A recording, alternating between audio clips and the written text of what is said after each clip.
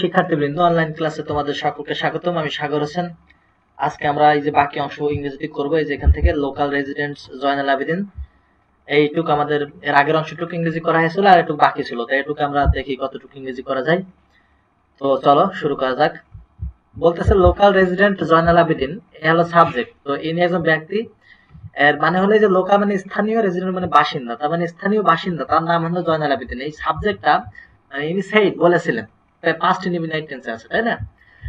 কি বলেছিলেন? এ mangrove forest is emerging. এই যে ম্যানগ্রোভ যে বনটা, সেটা হলো আবির্ভূত হচ্ছে বা সেটা দেখা যাচ্ছে over more than 1 acre of Rocky coastline, অর্থাৎ প্রায় 1 একরেরও বেশি। হ্যাঁ, 1 একরেরও বেশি। কিসের বলো তো? এই যে অপ আছে, দেখো, তাহলে অপের পরে যেটা আছে ওর সাথে রয়ের যুক্ত করবো। রকি কোস্টলাইন মানে কি? পাথুরে পাথরের উপকূলীয়, পাথরের উপকূলের মানে পাথর সমৃদ্ধ, মানে পাথর দিয়ে তৈরি এমন উপকূলের প্রায় 1 একরেরও বেশি তোমার হলো আবির্ভূত হয়েছে, মানে ওটা প্রকাশিত হয়েছে, ঠিক আছে, গড়ে উঠেছে, এটা বলতে পারি। এমার্জিং মানে ফুটে, মানে এমার্জিং মানে কি? এমার্জিং মানে হলো প্রকাশিত হওয়া, কোনো কিছু এর আগে দেখা যায়নি, হঠাৎ করে এটা বের হয়েছে, এরকম, ঠিক আছে। বালি জমে জমে তোমার উপকূল তৈরি হয় না, এরকম। এখন দেখো বলতেছে in the island southern region, এই ঘটনাটা ঘটেছে ওই তোমার দ্বীপটির, আইল্যান্ডের সাথে অ্যাপোস্ট্রফি এস আছে, মানে কি রয়ের যুক্ত হবে, দ্বীপটির দক্ষিণ অঞ্চলে এটা ঘটেছে। তাহলে এই ম্যানগ্রোভ ফরেস্ট দেখা যাচ্ছে প্রায় 1 একরেরও বেশি, যে ফরেস্টটার ভিতরে তোমার এই যে পাথরের উপকূল দেখা যাচ্ছে আর কি, পাথরের উপকূল দিয়ে এটা তৈরি।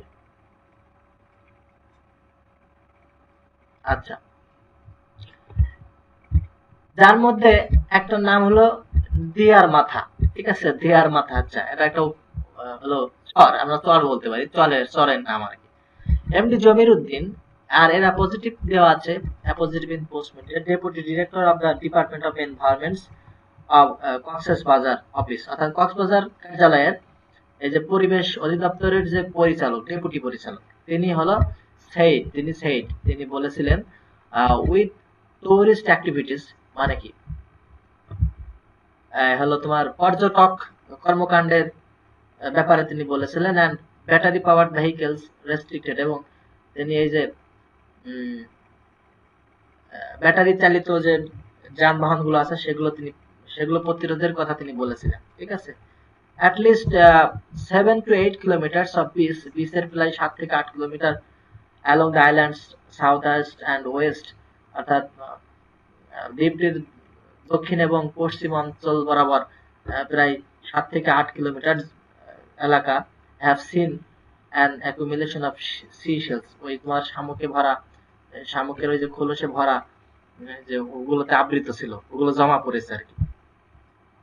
এরপরে দেখা যাচ্ছে দেশ শেলস, ওই যে শামুক এবং ঝিনুকের খোলস, সেটা হেল্প, আবরণ তৈরি করেছে উপকূলে, এটা হেল্প করে, এটা কি করতে হেল্প করে? টু এটা হেল্প প্রিভেন্ট, এটা প্রতিরোধ করতে সাহায্য করে। কি প্রতিরোধ করতে? বিচ ইরোশন, মানে ওই যে সৈকতের যে যদি ক্ষয় হয়, সেই ক্ষয়কে প্রতিরোধ করে। And protect the islands dunes, এবং ওই দ্বীপে যে বালির যে চরগুলো আছে ওগুলোকে রক্ষা করে।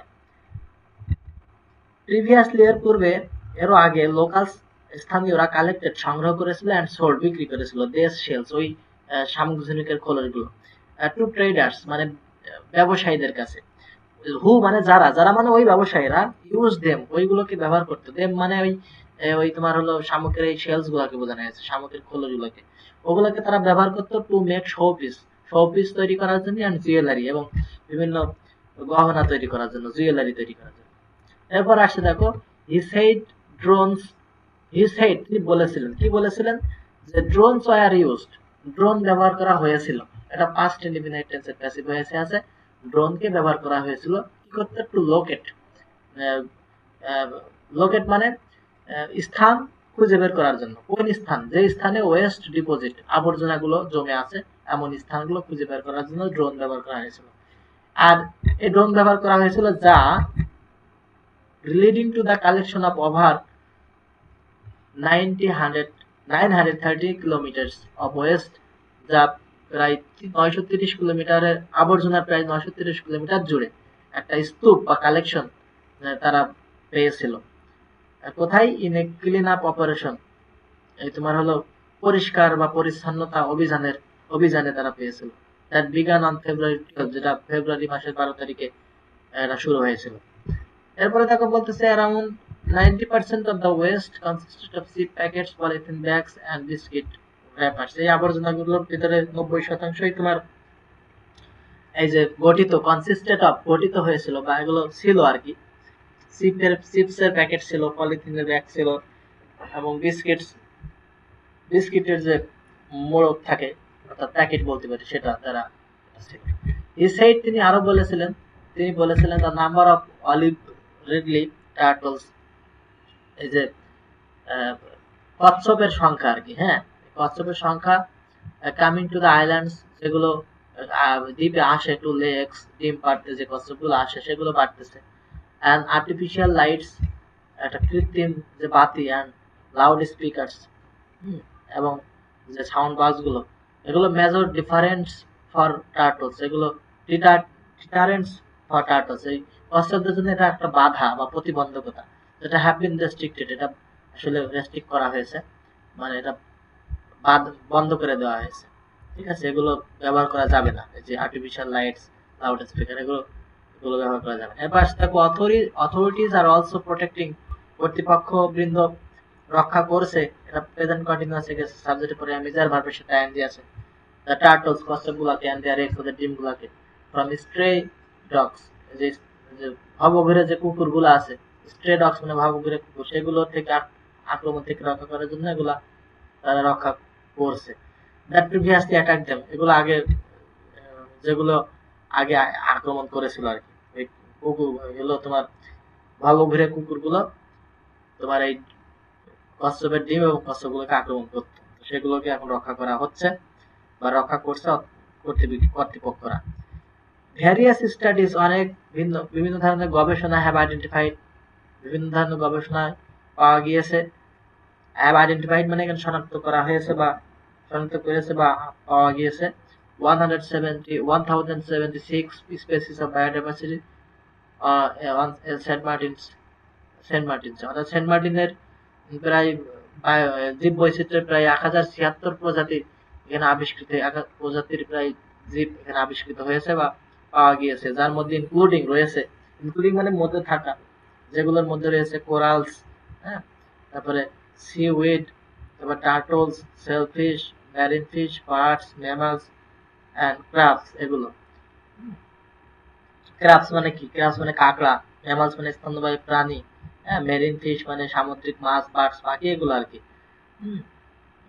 এরপরে দেখো বলতেছে দ্য আইল্যান্ড স্যান্ডি শোরস, এই তোমার হলো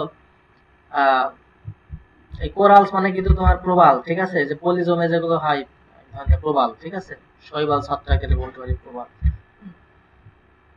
এবার দেখো the island sandy shores are a critical nesting site for endangered turtles, অর্থাৎ এই দ্বীপটির যে বালুময় যে উপত্যকা, হ্যাঁ, উপত্যকা বলতে পারি, দ্বীপটির বালুময় উপত্যকা, এটা হলো ক্রিটিক্যাল নেস্টিং সাইট, মানে খুবই গুরুত্বপূর্ণ একটা বসতি গড়ার একটা জায়গা, ঠিক আছে, কাদের জন্য?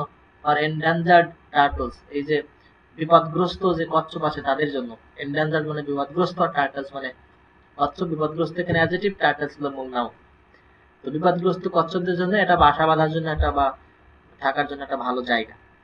এরপরে বলতেছে হাওয়েভার, যাই হোক, আনরেগুলেটেড ইনফ্রাস্ট্রাকচার ডেভেলপমেন্ট, যে অনিয়মিত বা অনিয়ন্ত্রিত যে অবকাঠামো উন্নয়ন, আবার বলতে পারি এক্সেসিভ ট্যুরিজম, অধিক বেশি মাত্রায় যে পর্যটন, অ্যান্ড এনভায়রনমেন্টাল পলিউশন, এবং পরিবেশগত যে দূষণ, এগুলো have put the islands ecosystem at risk, এগুলো দ্বীপটির এই যে আইল্যান্ডস ইকোসিস্টেম, দ্বীপটির যে বাস্তুতন্ত্র, এই ইকোসিস্টেমকে ঝুঁকির মধ্যে ফেলে দিয়েছে। পুট মানে এখানে হবে ফেলে দিয়েছে, ঠিক আছে, আর ফেলে দিয়েছে কেন বললাম?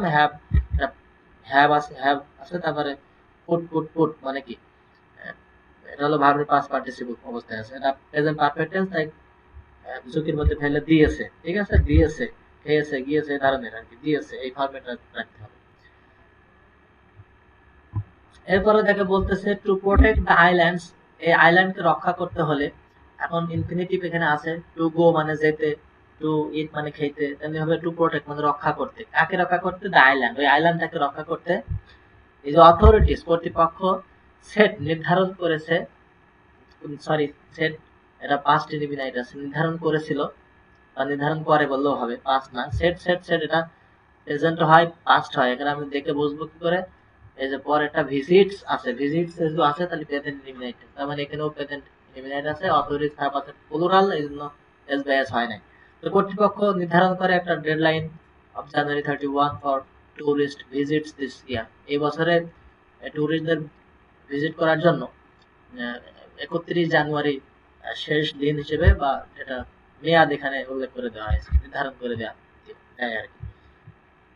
এবং এই স্লটে অ্যালাউং অনলি 2000 ভিজিটর্স, এই স্লটে 2000 দর্শনার্থী পার ডে প্রতিদিন ফর 2 মান্থস, 2 মাস ধরে এটা অনুমোদন পাবে আর কি, বা অনুমোদন পায়।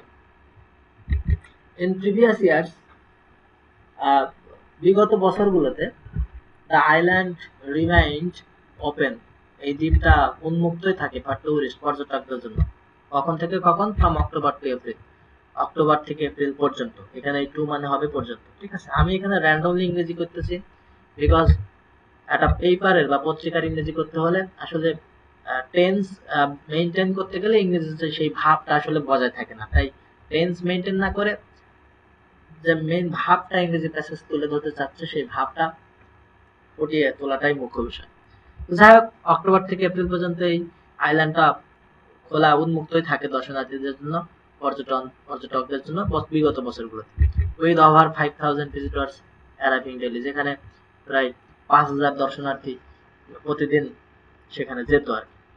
আমি আমার মতো করে ভাব ফুটিয়ে তুলতে আর কি। এরপরে দেখো ডিউ টু আনচেক ট্যুরিজম, এই যে ট্যুরিজম এই যেগুলো আনচেক থাকতো, হ্যাঁ অনিয়ন্ত্রিত থাকতো, যার কারণে the island's biodiversity was being destroyed, হ্যাঁ was being দেখো past continuous tense এর passive voice আছে, তার মানে কি হচ্ছিল, খাচ্ছিল, যাচ্ছিল, কোনো কিছু হচ্ছিল, কোনো কিছু কারো দ্বারা কিছু একটা হচ্ছিল। দেখো বলতেছে দ্বীপটির জীব বৈচিত্র্য was being destroyed, ধ্বংস হচ্ছিল, নষ্ট হয়ে যাচ্ছিল। তাহলে দ্বীপটির বায়োডাইভার্সিটি মানে দ্বীপটির জীব বৈচিত্র্যতা নষ্ট হয়ে যাচ্ছিল। সেই এটা বললো কে? এটা বললেন এনভায়রনমেন্টাল অ্যাক্টিভিটিস, পরিবেশ বিষয়ক যে পরিবেশবাদী যে কর্মী বৃন্দ তারা বলেছিল, ঠিক আছে। এরপর আসছে tourist roamed every corner of the islands on battery run vehicles or motor bikes,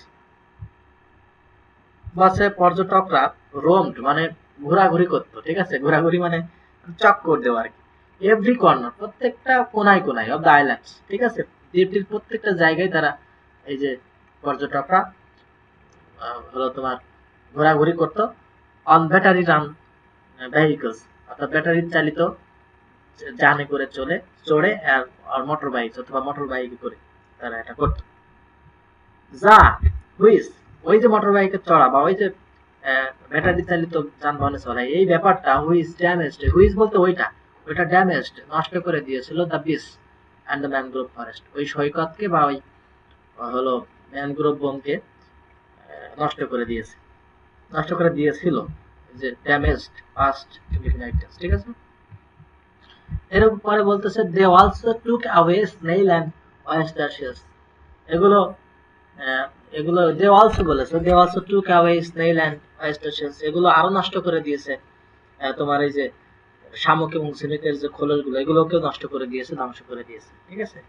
এখানে টুক অ্যাওয়ে বলতে নিয়ে চলে যাওয়া, হ্যাঁ, তারা এগুলো নিয়ে চলে যেত, কুড়িয়ে নিয়ে যেত আর কি, হ্যাঁ, টুক অ্যাওয়ে কুড়িয়ে নিয়ে চলে যেত, এভাবে করে ওই শিল্পটাও আসলে নষ্ট হয়ে যাচ্ছে।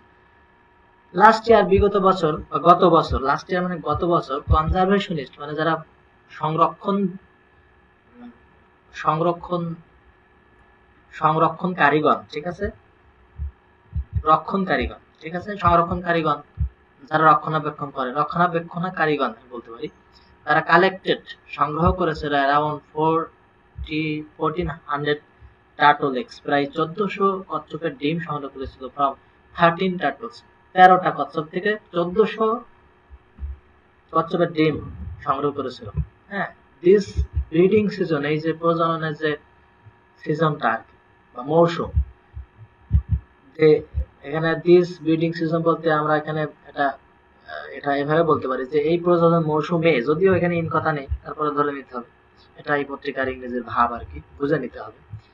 দিস ব্রিডিং সিজন, এই হলো প্রজনন মৌসুমে, দে হ্যাভ অলরেডি কালেক্টেড, তারা ইতিমধ্যেই, অলরেডি মানে ইতিমধ্যে কালেক্টেড সংগ্রহ করেছে 2500 eggs, 2500 ডিম ফ্রম 19 টার্টলস, অর্থাৎ 19টি কচ্ছপ থেকে তারা প্রায় 2500 এগ, মানে 2500 ডিম তারা সংগ্রহ করেছে। ওভার 160 eggs, 160 এর উপরে ডিম হ্যাভ হ্যাস্ট, বাচ্চা ফুটেছে, অ্যান্ড দ্য বেবি টার্টলস, এবং সেই শিশু কচ্ছপগুলো বা বাচ্চা কচ্ছপগুলোকে হ্যাভ বিন রিলিজড, ছেড়ে দেওয়া হয়েছে। এটা প্রেজেন্ট পারফেক্ট টেন্সে, দেখো প্রেজেন্ট পারফেক্ট টেন্সে প্যাসিভ ভয়েসে গেছে, হ্যাভ বিন ভার্বের পাস্ট পার্টিসিপল আছে, মানে ছেড়ে দেওয়া হয়েছে, রিলিজ করে দেওয়া হয়েছে ইনটু দ্য সি, ওই সাগরের ভিতরে, পানির ভিতরে, সমুদ্রের ভিতরে। ওকে, এখন দেখো ইন 1999 সালে দ্য ডিওই বলতে ঢাকা, না ডিভিশন অফ, এখানে কি দেখলাম,